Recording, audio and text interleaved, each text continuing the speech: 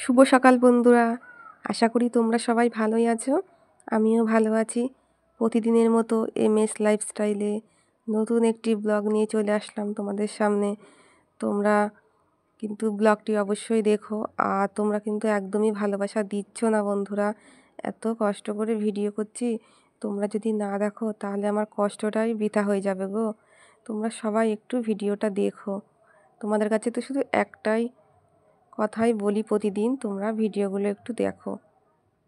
তা দেখো বন্ধুরা, সকালবেলা ঘুম থেকে উঠে তো বাইরের কাজ সেরেই নিয়েছি।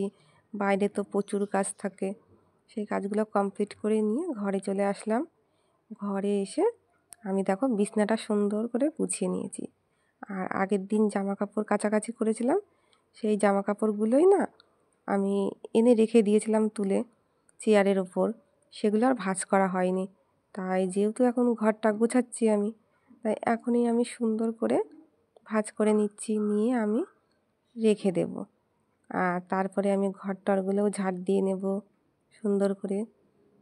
আবার রান্না আছে, অনেক কাজই তো থাকে, মানে সারা দিন তো কাজের রেস্ট নেই।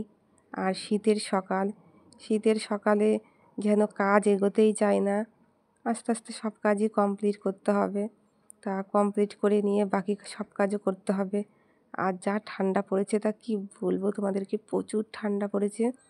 আর আজকে কিন্তু আমি অনেক জামা কাপড় কাচাকাচি করেছি। প্রতিদিনই জামা কাপড় কাচি, কারণ আমার প্রতিদিনই কাচতে হয়। যেহেতু আমার ছেলে আছে, ছেলের জামা প্যান্ট প্রতিদিনই কাচতে হয়। হাজব্যান্ড কাজে যায়, সেই জামা প্যান্টগুলো কাচতে হয়। তারপর আমার ড্রেসটাও কেচে দিই, মানে প্রতিদিনই কাচাকুচি করতে হয়। আর তারপরে দেখো বন্ধুরা, এই যে ঘরটা আমি সুন্দর করে ঝাড় দিয়ে নেবো, ঘর বারান্দা সুন্দর করে আমি ঝাড় দিয়ে নেব। আর ঘরটাও মুছে নেব।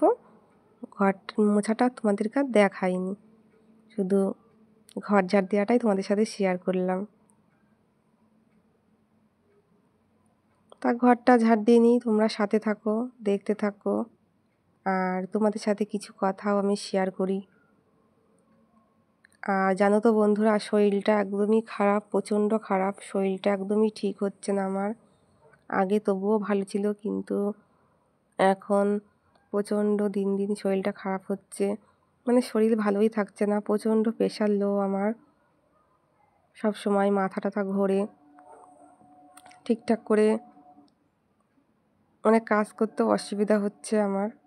তবু কি করব, এই অবস্থায় এই শরীর নিয়েই কাজ করতে হবে আমার।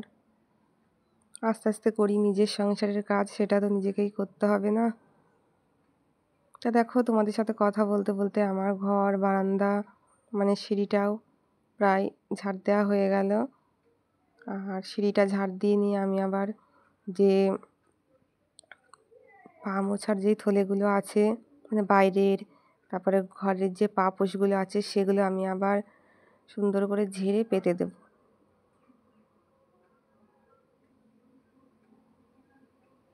আর জানো তো বন্ধুরা, এই কয়দিন না একদমই ভয়েস দিতে খুব অসুবিধা হচ্ছে। প্রতিদিন গান চলছে, কোথাও না কোথাও অনুষ্ঠান হচ্ছে, আর খুব জোরে জোরে গান চলছে। সেই জন্য আমি আর ভয়েসটা রাতে দিতে পারছি না, দিনের বেলায় দিচ্ছি। আর দিনের বেলায় তো প্রচণ্ড আওয়াজ হয়, মানে দিনের বেলায়ও যেন গান হচ্ছে। এত অনুষ্ঠান হচ্ছে চারিদিকে, তা কি বলবো।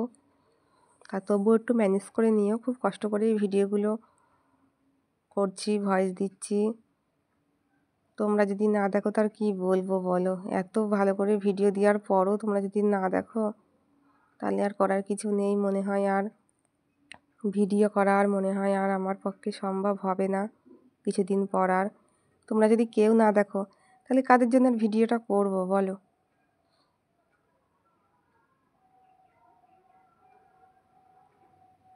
সেই জন্যই আমার মনটা খুবই খারাপ আরও। আর দেখো আমার তো ঘরটা ঝাড় দেওয়া হয়ে গেছে। আর এই পাপোশগুলো, তারপর এই থলেটা আমি এই আমাদের এই পুকুর ধারে যে গাছটা আছে, এই গাছটার এখানে ঝেড়ে নিই, যাতে নোংরাটা চলে যায় পুকুরের দিকে। আর তারপরে ঝাড়া হয়ে গেছে, সবগুলো আমি পেতে দেব। আর সকাল সকাল ঘরের সমস্ত কাজ কমপ্লিট করে রান্নায় চলে আসলাম। আর আজকে রান্না করব, বেশি কিছু একদমই রাঁধবো না, কারণ শরীর টরীর ভালো না, কেউই খুব একটা ভালো খেতে চাইছে না। সেই জন্য বেশি কিছু রান্না করে নষ্ট করব না জিনিসপত্র একদমই। রান্না করব গরম গরম ভাত, ভাতের মধ্যে একটু উচ্চ সিদ্ধ দেব, আর করব বেগুন ভাজা, আর করব যে আমাদের বাড়ির যে মান কচুটা তোলা হয়েছিল, কচুটা না খুব সুন্দর খেতে, এত সুন্দর তা কী বলবো। সেই কচুটাই আমি কেটে নিয়েছি অল্প করে, তার মধ্যে একটা আলু কেটে নিয়েছি, নিয়ে আমি লবণ দিয়ে ওটাকে সিদ্ধ করে নিয়েছি। কচুটাকে সিদ্ধ করে জল ঝরিয়ে রেখে দিয়েছিলাম। আর তারপরে বেগুন ভাজা করে নিয়ে ওই তেলের মধ্যে একটু আদা বাটা আর একটু তেজপাতা আর একটু জিরে ফোড়ন দিয়ে কচুটা আলুটা মানে ঢেলে দিয়েছি, দিয়ে তারপরে লবণ হলুদ দিয়ে আমি ভাজা ভাজা করে নেব। আর তারপরে কিছুটা কষিয়ে নেওয়ার পর তারপরে আমি জল দিয়ে দেব। জল দিয়ে দেবো, দিয়ে কিছুক্ষণ পর দেখব যে সব সবজিগুলো গলে গেছে কি না। তারপরে একটু জিরের গুঁড়ো আর একটু গরম মশলা দিয়ে আমি তরকারিটা নামিয়ে নেব। আর তরকারিটা কিন্তু খেতে খুবই সুন্দর হয়েছিল খেতে, এত সুন্দর গলে গেছে কচুগুলো, তা কী বলবো তোমাদেরকে। আর যেহেতু বাড়ির জিনিস, সেটা তো সব সময় টেস্ট হয় না, তা খুবই টেস্ট হয়েছিল খেতে। আর আমাদের কিন্তু এই একটা তরকারি করেছিলাম, এটা দিয়েই কিন্তু সুন্দর করে আমরা খাওয়া দাওয়া করে নিয়েছি। আর দুপুরবেলা রান্না টান্না হয়ে যাওয়ার পর আমি গ্যাসের ওভেনটা ভালো করে পরিষ্কার করে নিয়ে রান্নাঘরটাও পরিষ্কার করে নিয়েছি, নিয়ে তারপরে আবার ছেলেকে ভাত খাইয়ে দিয়েছি। আমি ছেলেকে ভাত খাইয়েছি, বেগুন ভাজাটা দিয়েই ছেলেকে ভাত খাইয়েছি, কারণ আমার ছেলে তো আবার এইসব তরকারি খেতে চায় না। ওকে বেগুন ভাজা ঘি দিয়ে ভাত মেখে দিয়েছি, ওটা দিয়েই ও খেয়ে নিয়েছে।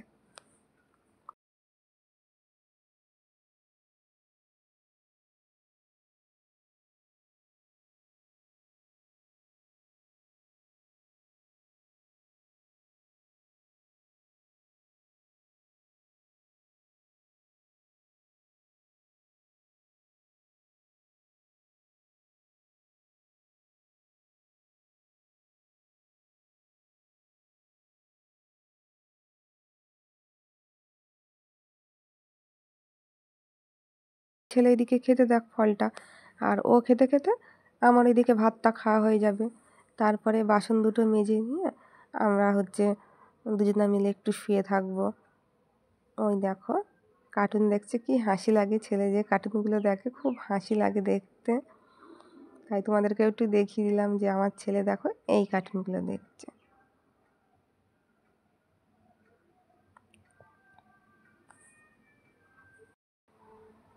তাহলে ছেলে তো খেতে থাক, এইদিকে আমি আমার কাজটা কমপ্লিট করে নিই। আমার ভাতটা আমি বেড়ে নিয়ে চলে আসি রান্নাঘর থেকে। আর এই দেখো বন্ধুরা, এই যে আমার ভাতটা বেড়ে নিয়েছি, দেখো উচ্ছে সিদ্ধ, উচ্ছেটাও কিন্তু আমাদের বাড়ির গাছেরই। আর বেগুন ভাজা 2 পিস নিয়ে নিয়েছি, আর এই যে কচু আলুর তরকারি নিয়ে নিয়েছি। এটা দিয়েই আমি খাওয়া দাওয়াটা কমপ্লিট করে নেব। খাওয়া দাওয়া করে নিয়েই তারপরে দুজনে মিলে ছেলেকে নিয়ে মানে শুয়ে পড়বো আমরা দুজনেই। আর বিকেলবেলা ঘুম থেকে আবার উঠবো, ঘুম থেকে উঠে মুখ টুক ধুয়ে ফ্রেশ হয়ে নিয়ে দেখো আমার হাজব্যান্ড এই যে চিকেন পকোড়া নিয়ে এসছে, ওদেরটা খাওয়া হয়ে গেছে, তাই আমারটাই তোমাদেরকে দেখালাম। আমি এটা খাবো, একটু টমেটো সস চিলি সস নিয়ে নিয়েছি, এটা দিয়েই পকোড়াটা খাবার খুবই সুন্দর লেগেছিলো খেতে। তা তোমরা সবাই ভালো থেকো বন্ধুরা।